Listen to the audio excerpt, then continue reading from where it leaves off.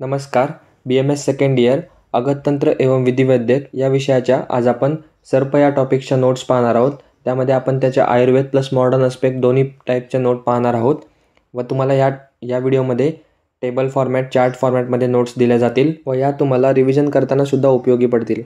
सोबतच काही ट्रिक्ससुद्धा या व्हिडिओमध्ये मी तुम्हाला सांगणार आहे. तर सुरुवात करूयात आपल्या व्हिडिओला. व्हिडिओची सुरुवातच मी एका ट्रिकपासून करत आहे, जे आपल्याला मॉडर्नचे 5-6 प्रकारचे स्नेक्स आहेत.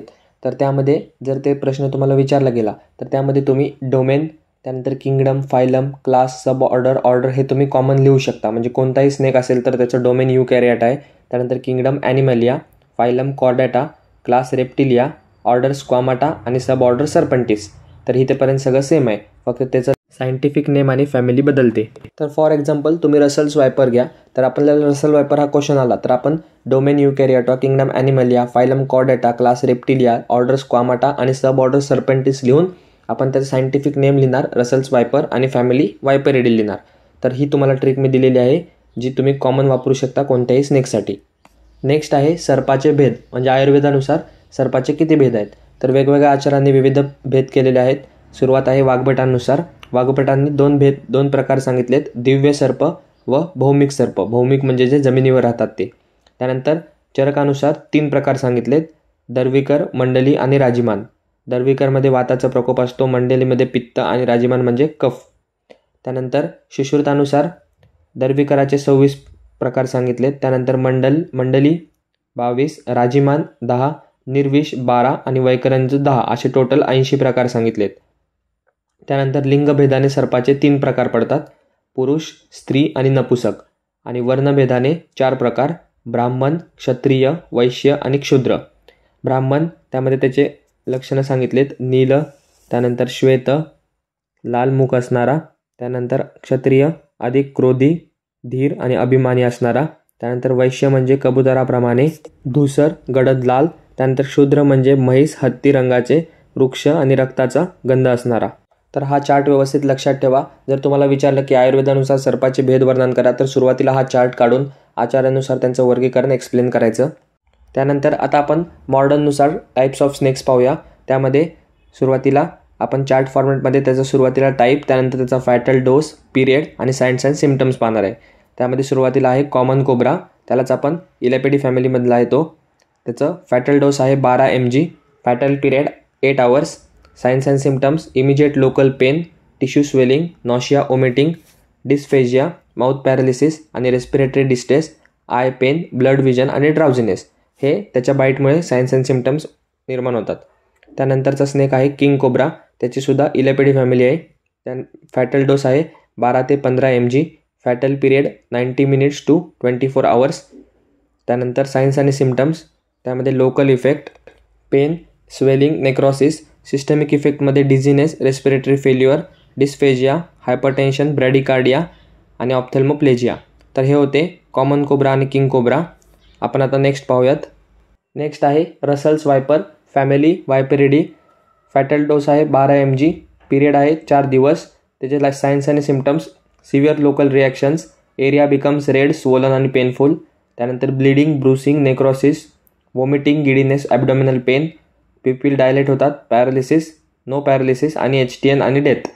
तर हे जर तुम्हाला सायन्स अँड सिम्पटम्स लक्षात ठेवायचे असतील तर तुम्ही सिस्टीमनुसार किंवा असं ऑर्गननुसार लक्षात ठेवू शकता, म्हणजे तुमचं लवकर लक्षात राहील. त्यानंतर आहे सॉस स्केल्ड वायपर. त्याचीसुद्धा फॅमिली आहे वायपरिडी. 8 mg fatal dose, fatal period 1 ते 2 दिवस. त्यामध्ये हिमोरेज, कोॲग्युलेशन, हिमोप्टेसिस, हिमॅच्युरिया, एपिस्टॅक्सिस, ऑलिगोयुरिया, अनयुरिया. नेक्स्ट पीट वायपर. त्याची पण फॅमिली वायपरिडी. फॅटल डोस आहे 40 ते 70 mg, पिरियड आहे 3 ते 6 तास. सायन्स अँड सिम्पटम्समध्ये severe immediate pain, rapid swelling, trouble breathing, metallic taste in the mouth, numbness or tingling around the mouth, swelling in the lymph nodes. त्यानंतर common krait. त्याची family आहे Elapidae. Fatal dose आहे 6 mg, fatal period 18 तास. Signs and symptoms consist of most powerful neurotoxins, induces the muscle paralysis, severe abdominal cramps आणि progressive paralysis. तर हे होते मॉडर्ननुसार स्नेक्सचे types. एक्झामसाठी तुम्ही एवढा टेबल पूर्ण जरी पाठ केला तरी खूप झालं. नेक्स्ट आहे सर्पदंशाचे प्रकार. त्यामध्ये सुश्रुत, चरक आणि वाघबट या 3 आचार्यांनी सर्पदंशाचे प्रकार वर्णन केलेत. सुश्रुतांनी 2 प्रकारे वर्गीकरण केले. एका प्रकारामध्ये त्यांनी 3 प्रकार सांगितलेत, सर्पित, रधित आणि निर्विष, आणि दुसऱ्यामध्ये सर्पित, रधित, निर्विष आणि सर्प अभिहत. त्यानंतर चरकांनी 5 प्रकार सांगितलेत, गूढसंपादित, वृत्त, पीडित, लंबित आणि सर्पित. वाग्भटांनी 5 प्रकार सांगितलेत, तुंडाहत, व्यालीड, व्यालुप्त, दंष्टक आणि दंष्ट्र निष्पीडित. तर हे होते आचार्यांनुसार सर्पदंशाचे प्रकार. याच्या डिटेलमध्ये नोट्स तुम्ही बुकमधून एकदा बघून घ्या की त्याचा काय अर्थ आहे. नेक्स्ट पॉईंट आहे गर्भिणी सर्पदंशाची लक्षणे, पांडू, शूनौष्ठ आणि असितेक्षण. तर हे गर्भिणी सर्पदंशाचे लक्षण आहेत. सुतिका सर्पदंशाचे काही लक्षण आहेत, जृंभा, क्रोध, उपजीविका आणि रक्तमूत्रवान. नेक्स्ट पॉईंट आहे management of snake bite according to WHO. हा सुद्धा कधी कधी SAQ विचारला जाऊ शकतो किंवा LAQ मध्ये एक सब पॉईंट म्हणून विचारला जाऊ शकतो. त्यामध्ये स्नेक बाईट मॅनेजमेंट असं, त्यामध्ये रिॲश्युरन्स म्हणजेच काहीतरी भीती घालवणे, ज्याला साप चावला त्याला धीर देणे, त्याची भीती घालवणे, त्याला रिॲश्युरन्स म्हणतात. त्यानंतर application of pressure over the bitten area, this delays the absorption of venom. म्हणजे जिथे स्नेक बाईट झालाय तिथे दाब द्यायचा जेणेकरून जे विष आहे ते उशिरा पसरेल. Tie a tourniquet proximal to the bitten area, म्हणजे कपडा किंवा पट्टी बांधणे. त्यानंतर लिम्ब इमोबिलायझेशन, म्हणजे ज्या अंगाला ते चावलेला आहे साप तो अंग हलवू नये, तसा स्थिर ठेवावा. त्यानंतरची स्टेप आहे local incision and suction should not be done, this can cause local injury and nerve damage. म्हणजे लोकल तिथे कट करायचं नाही किंवा सक्शन करायचं नाही. Clean the wound with soap and water or iodine and cover with the sterile dressing. तर हे होत्या काही स्नेक बाईट मॅनेजमेंटच्या स्टेप्स. त्यानंतरचा पॉईंट आहे polyvalent snake antivenom given in the following situations. कधी कधी देतात तर रॅपिडली प्रोग्रेसिव्ह आणि सिव्हिअर लोकल फाइंडिंग्स असतील तर. त्यानंतर if there are manifestations of the systemic toxicity. त्यानंतर polyvalent snake antivenom is useful when given within 4 hours of snake bite. म्हणजे स्नेक बाईटच्या 4 तासाच्या आत जर हे दिलं PSV तरच ते युजफुल ठरतं. Each vial of a PSA neutralises about 6 to 8 mg of venom, approximately 10 vial is given. म्हणजे प्रत्येक वायल जे असतं PSAचं, पॉलिव्हॅलंट स्नेक अँटीवेनमचं, ते 6 ते 8 mg वेनमला न्यूट्रलाइज करतं. म्हणजे अशा रीतीने आपल्याला कमीत कमी 10 वायल द्यावे लागतात. Polyvalent antisnake venom is prepared by hyper immunising horse against 4 common poisonous snake. म्हणजे हॉर्समध्ये ते स्नेकचं पॉयझन इंजेक्ट केलं जातं आणि त्याच्यानंतर जे हॉर्स इम्युनाइज करून तयार करतं त्याला स्नेक अँटीवेनम म्हणतात. त्यामध्ये आपण 4 कोणते कॉमन स्नेकचं पॉयझन वापरतो तर cobra, common crate, Russell's viper आणि सॉस स्केल्ड वायपर. ह्या 4 स्नेक्सचं पॉयझन वापरलं जातं पॉलिव्हॅलंट अँटी स्नेक वेनम बनवण्यासाठी. त्यानंतरचा पॉईंट आहे जे आपले चरक आचार्यांनुसार 3 सर्पाचे प्रकार आहेत, दर्विकर, राजीमान व मंडली. त्याची आपण आता लक्षण आणि चिकित्सा पाहणार आहोत. त्यामध्ये दर्विकर आपण सुरुवातीला पाहिलं की वाताचं आधिक्य असतं. दंशस्थान हे कासवाच्या पाठीप्रमाणे उभारते. काळे वृक्ष दाताचे व्रण दिसतात. त्वचा, नख, नेत्र, दात, मुख, मलमूत्र काळे पडतात. डोक्यात जडपणा, संधिवेदना, काश, श्वास, हिक्का, शूल, त्यानंतर तृष्णा, लालास्त्राव, स्त्रोतोरध, स्वरभंग इत्यादी लक्षणं दिसतात. इथे तुम्ही दर्विकरची चिकित्सा पाहू शकता. त्यामध्ये सिद्धुवार मूळ प्लस श्वेता प्लस किरी पाण्यात वाटावे. त्यानंतर सिद्धुवार मूळ प्लस सिद्धुवार स्वरसात वाटून वापरावे. त्यानंतर मधूचे नस्य द्यावे. त्यानंतर दंशस्थानी चारटी, नाकुली इत्यादीचा लेप द्यावा. नेक्स्ट आहे मंडली. पित्ताचा प्रकोप असतो. दंशस्थानी पित्त लाल वर्ण होतो. त्यानंतर सूज, दाह, क्लेदयुक्त, मुख, नेत्र, दंत, मलमूत्र इत्यादी पिवळे पडतात.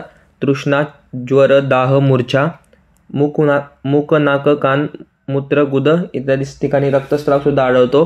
त्यानंतर धुरकट, ढेकर येते. पित्तजन्य लक्षणे दिसतात. त्याची चिकित्सा सांगितली. चवळाई, गंबारी, अपामार्ग, अपरिचित, सीता इत्यादीला पाण्यात वाटून त्याचं नस्य आणि अंजन करावे.